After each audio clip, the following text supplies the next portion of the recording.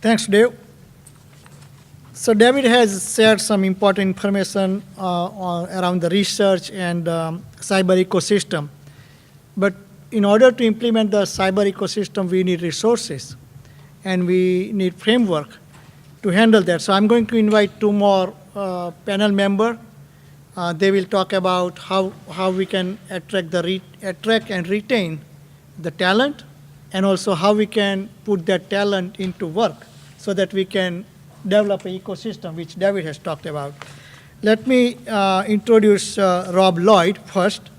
Rob Lloyd is CIO for City of San Jose, California, directing the diverse civic technology portfolio for the nation's 10th largest municipality. I didn't know that San Jose was 10th largest, but now I know. It's a huge city, big city.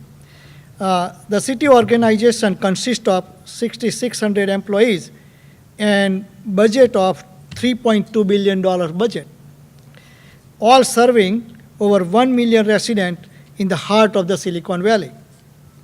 Over the 2 decades, Rob has held several C-level positions in technology, government, utilities sector in California, Arizona, Oregon, and Colorado State. His team have earned 16 national awards for customer engagement and use of technology in innovative programs. With that, please welcome Rob Lloyd to join us. You sneak behind me, huh? Okay. All right. Next person we have is Frank Grimmelmann. Frank is President and CEO of Intelligence Liaison Officer for the nonprofit Arizona Cyberthreat Response Alliance. Welcome, Frank.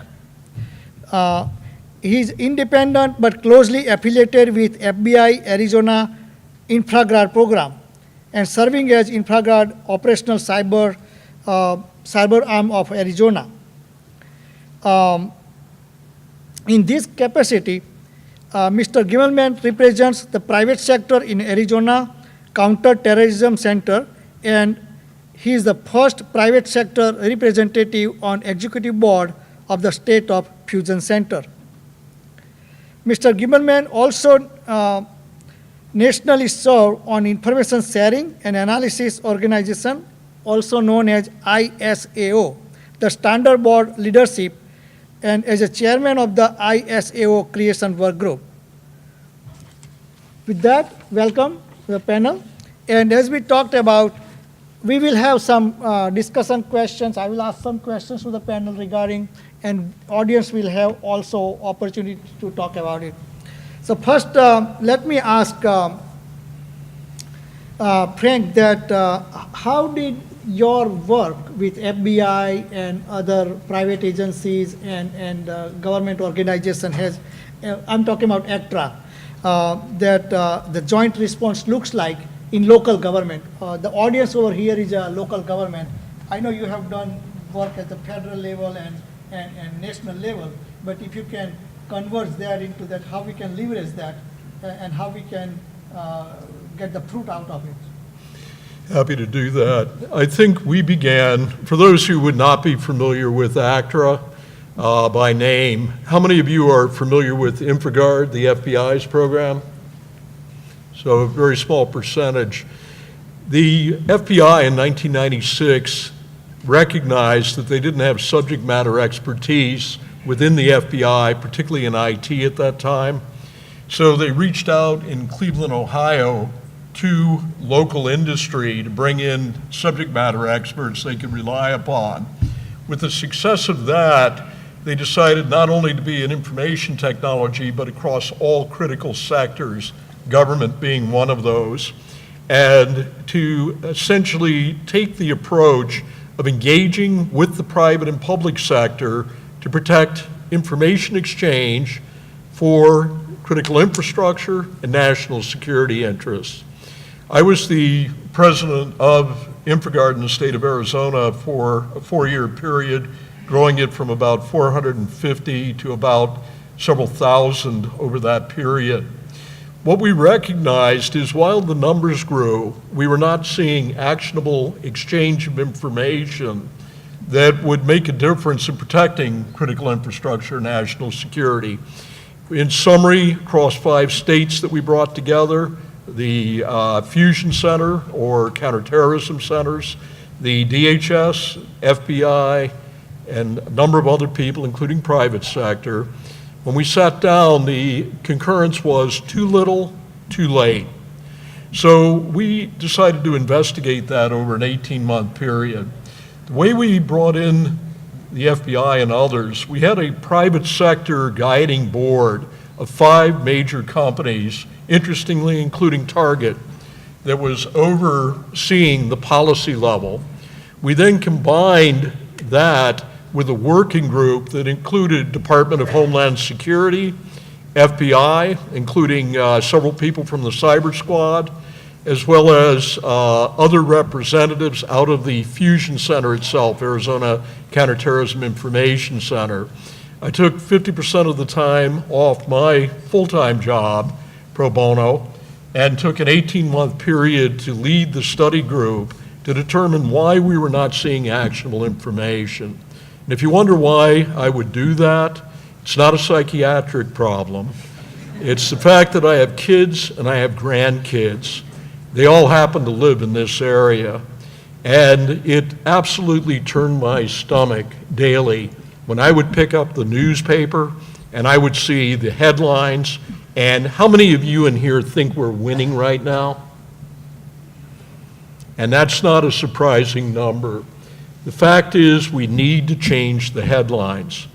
We can't do it the way we've always done it because it isn't working, or we wouldn't be in agreement that we're not winning the war presently. We need to change that paradigm, and the only way to do it is to bring together the agencies together with the private sector and public. The enemy beats us because they have a flat, responsive network that essentially has no barriers geographically. They have no barriers whatsoever in trusting one another. They operate under anonymity, and essentially every single day they're eating our lunch. And it doesn't matter if you're the city of Palo Alto or the smallest city in the state of California. You're all equal targets, and they're going to come after you because they want to find who is the one that is the most vulnerable. So consequently, the way we approached it was to engage all of the agencies with private sector and public from day one, and in so doing, it became our solution. One of the people who authorized that is sitting at the corner table. We still sit next to each other at lunch and enjoy the conversation. I think that the key is we have to change the way we think, and if we can do that, we can change the outcome. And it is equally important, regardless of size, to be at the table, to use active information exchange, and to have a value proposition that you can communicate to your CIO, to your city councils, and to others, because it's critical that they understand why you're doing what you're doing to provide the necessary resources. Thank you, Frank. So Frank has shared some important information about how we can use the information. And in order to use the information, we need talent, we need resources, because if you give the information to the wrong person, then person can translate that information into the not meaningful way, right? So we need a adequate cybersecurity workforce. And as we all know, if you don't know, there is more than 1 million cybersecurity positions are open around the world. That telling us that there is a scarcity of resources. So, Rob, in your view, what are the struggle with cybersecurity talent? Is it consistent?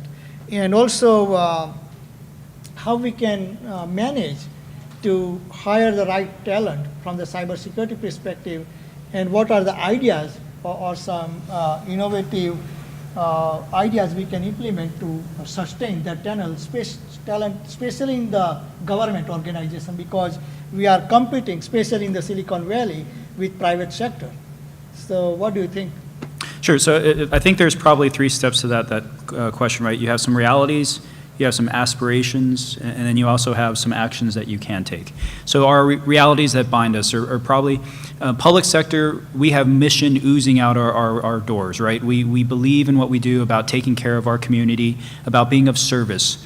The other reality is we're not going to pay as good as private sector. And so if you're after maximum pay and perks, we're not the right organization for you. We're long on mission, not short on pay, but try to pay people at least fairly.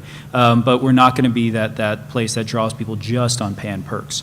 But we also have this aspiration that every one of us is contributing to a community where we inherit something, and our job is to make it better and pass it on to the next generation in a safer and more capable state than what we received. And there's something really powerful about that.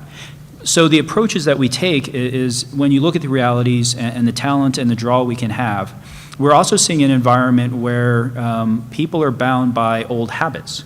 So we can't expect the old methods, as Frank talked about, where everyone's doing menial labor of cybersecurity, where everyone's assessing things on their own, everyone has a certain tool or preference that they have on their own, and if you solve every problem multiple times differently, are we any further along? And the answer for us is no. So how do you build a generation of cyber warriors that doesn't take an audit after the fact approach, that doesn't take just a patch approach, but says I can, on a meaningful basis, make an organization safer? And so some of the approaches we have, and Frank and I got to work together on this with ACTRA, is how do you take a workforce and say we're going to arm you with better methods, with things that are going to return value, and it's going to be meaningful to you. So how do we embed you into cybersecurity for financial firms or for government? So you can see from start to finish what cyber intelligence looks like, cyber forensics, the participation, access to critical systems, information sharing models, and then getting a community of practice. And so at least with ACTRA, we created a fellowship program, and is it in the 6th iteration now? So we have classes that come in, they're at the cyber warfare range, they're with our partners, and the job coming out of that is you have a workable, actionable piece of work product that you take into your work environment that makes them safer. So they get all these relationships, they get all these new skills, they get a clear outcome, get a clear work product, and you have a community of practice that you're now part of. And for us, that hits on the social, the knowledge, and the outcome basis. But I think it's, as Dave and his research showed, is it's too limited. We all need to be investing in these types of approaches, and some of us are still trying to figure it out, but some of us are just trying to say, how do we scale it? Good. Thank you. One follow-up question that... One thing I'd like to add to that, this is breaking news, but just last week, our board of directors approved ACTRA working with the Chamber of Commerce in the state of Arizona under a program designed by the U.S. Chamber to pull together our private and public sector through the Chamber of Commerce, private sector Chamber of Commerce, as a focal point to create pipelines of activities. Initially, our focus is on DoD pipelines, particularly for cybersecurity professionals. The thing that we have found, you have a natural opportunity in Arizona, it's called the Silicon Valley, and I don't think the Napa Valley hurts either, to attract cybersecurity talent. So in order to compete with that, we have to be able to pull together mechanisms through collaboration that bring together private and public organizations to be able to create an ecosystem to attract talent. And just as you need to do the same thing here to retain talent and allow government entities to participate with the private sector in being able to hire the talent you need. So I think there are a lot of out-of-the-box thinking and ways to accomplish, what we're all trying to achieve, and necessarily so. Right. Good. And I think I was trying to follow up question that in order to retain the talent, it's all about money today. I mean, people have a financial requirement all the time. When I joined the city of Palo Alto, my CIO told me that if you are planning to be rich over here, then you are in wrong business. So there must be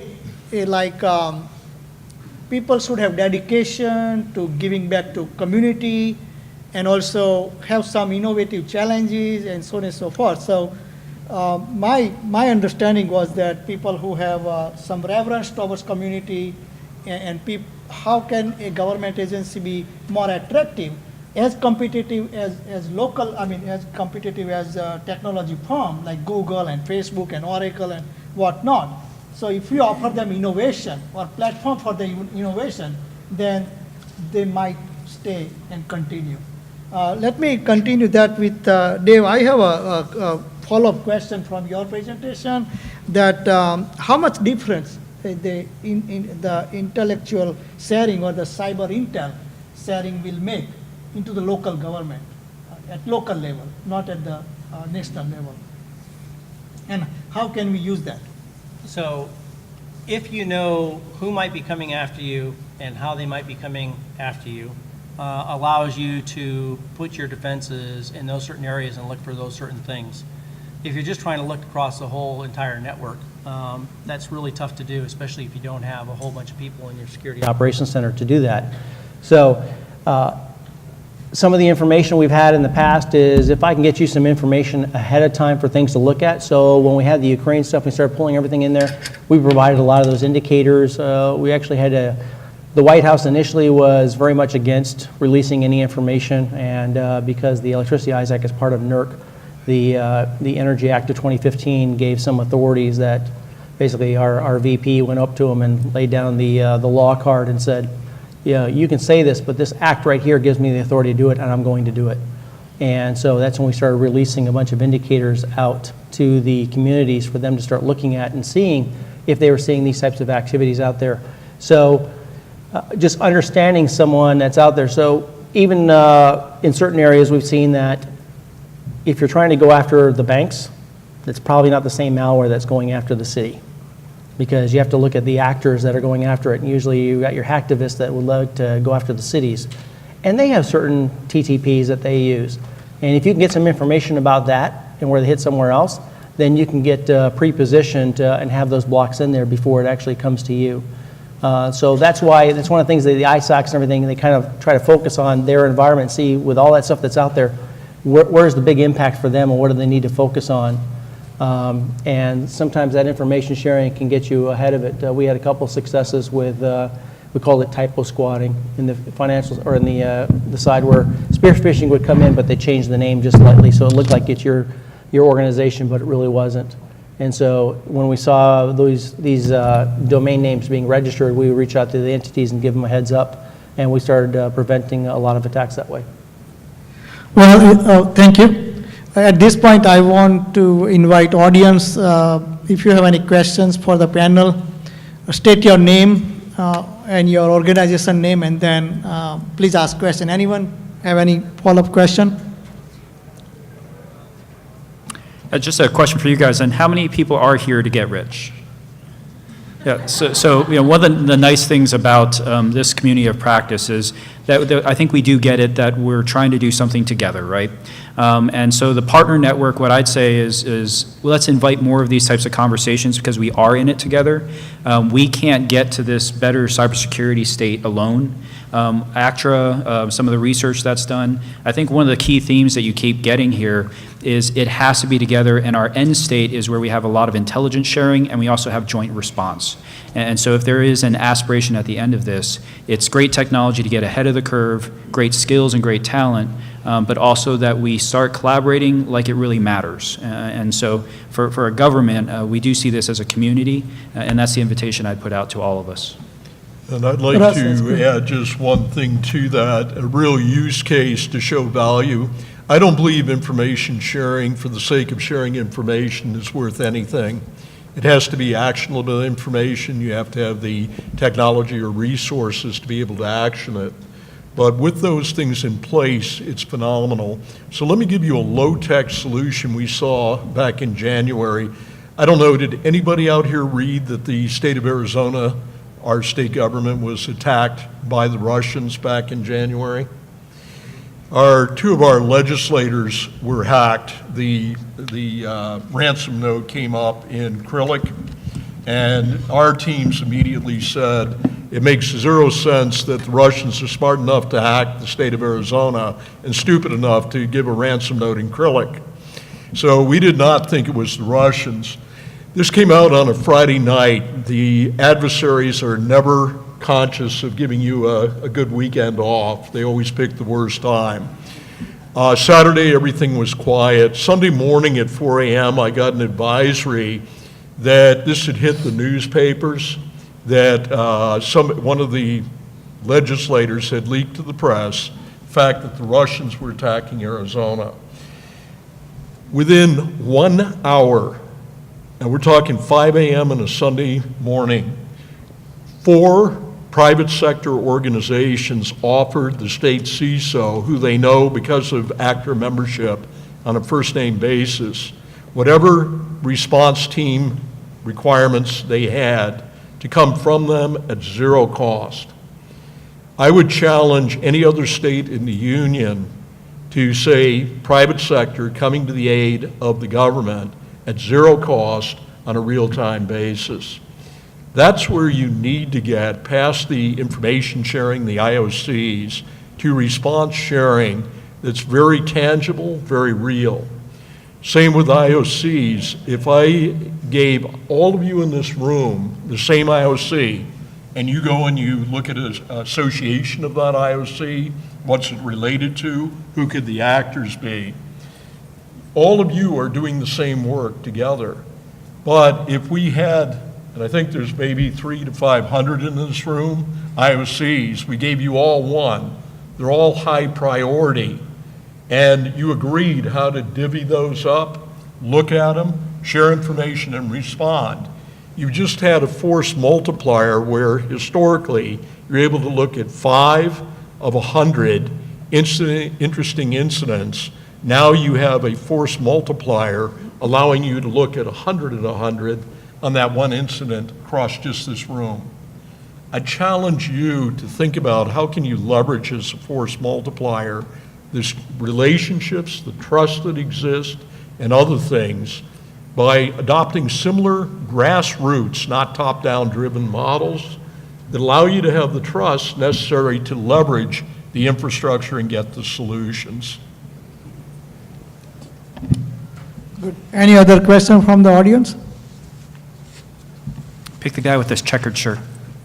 So I have a quick question.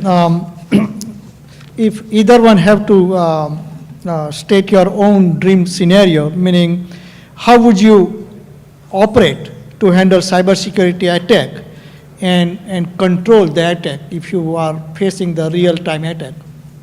A scenario, you can pick up a scenario if you have gone through that. If I were to answer that question, dream scenario, so let me put it this way. In the fire department realm, if you're having a big fire and you need additional resources, you can call up a neighboring city or a neighboring organization, and they'll come into your assistance. It's called part of the incident command system. Same thing with the police. If you worked with 4 nearby municipalities and you all got together and worked out some type of an agreement to share resources in case of some type of significant incident, let's say a ransomware, it takes out 1/3 of your machines. And you have some backups you think are clean, but it's going to take time to upload all those machines.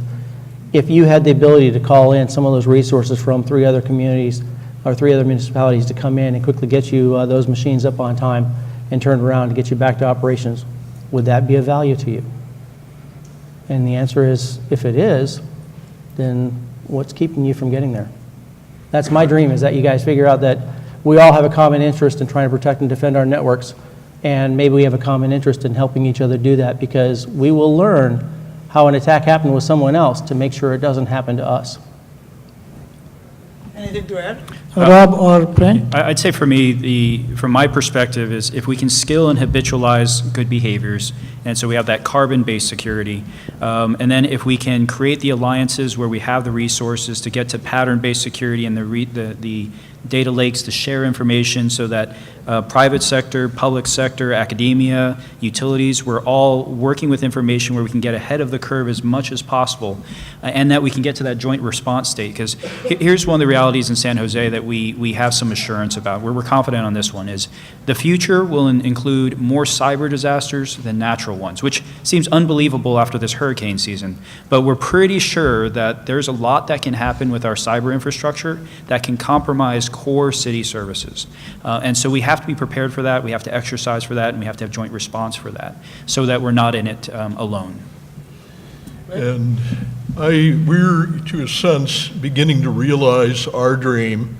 We know what we are doing will change the headlines on the front of the paper. In January, our member organizations identified among themselves approximately 7 zero or near zero-day cyber events, and we're able to act on them in real time or near real time.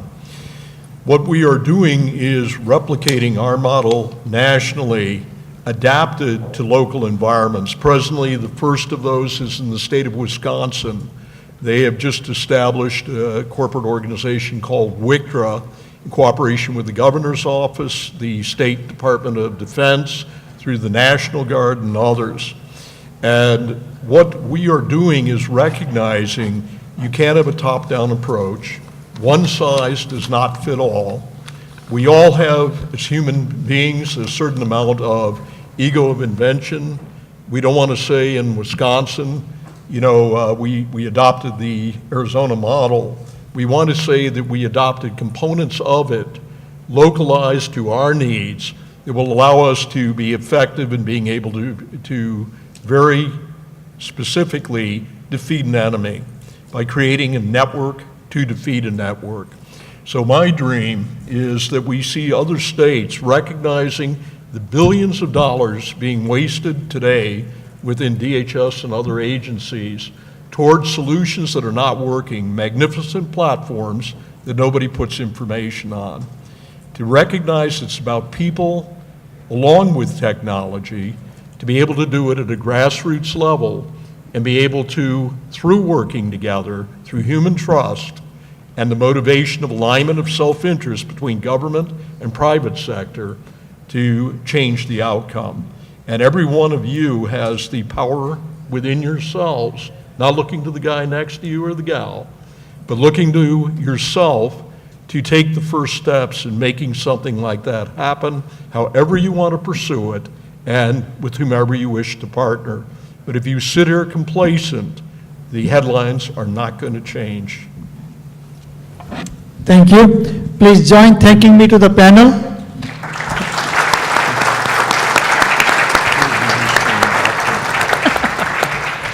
Thank you, and Russ will have some closing remarks. Thanks, Raj. One more time, these guys came from all over the country. Thank you all very, very much. That was awesome. Thank you.